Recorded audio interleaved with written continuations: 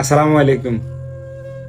আসলে কাল হঠাৎ করে অসুস্থ হয়ে গেছি, গাছ থেকে পড়ে গেছি, পড়ে যাই গুরুতর অসুস্থ হয়েছি।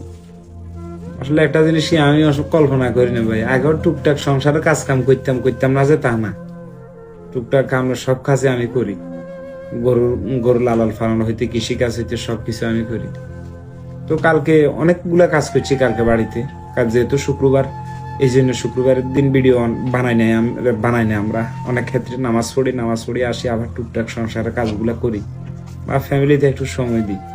তো খামারের উপরে দিয়ে টিনের উপরে হাতা মানে আটকে রয়েছে আর কি, ওই ঠাইল, রনা গাছের ঠাইল টিনের লগে বাজিয়ে আমরা আটকে থাকার কারণে তো মনে মনে মনে চিন্তা করছি গাছে উঠে আমরা রনা গাছের ঠাইলগুলো কাটি দিলে মোটামুটি ফাতাগুলো পরিষ্কার হয়ে যাবে।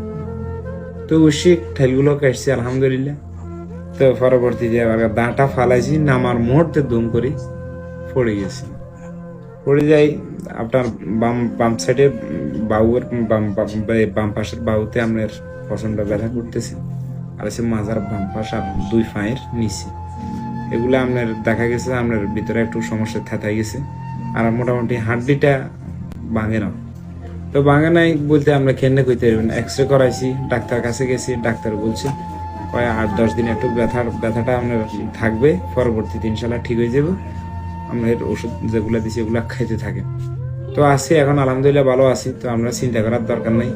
যারা যারা আমি অসুস্থ হওয়ার পরে ভিডিও দিচ্ছেন, আপনাদের কাছে রিকোয়েস্ট, সবার কাছে বলবেন, আপনারা সবাই বলে দিবেন আলহামদুলিল্লাহ উনি এখন ভালো আছে, এই জিনিসটা বলে দিবেন। তো সবাই ভালো থাকবেন, সুস্থ থাকবেন, আর আমার জন্য অবশ্যই অবশ্যই দোয়া করবেন, আর বেশি করে দোয়া করবেন যেন আবার নাইল গাছ উঠতে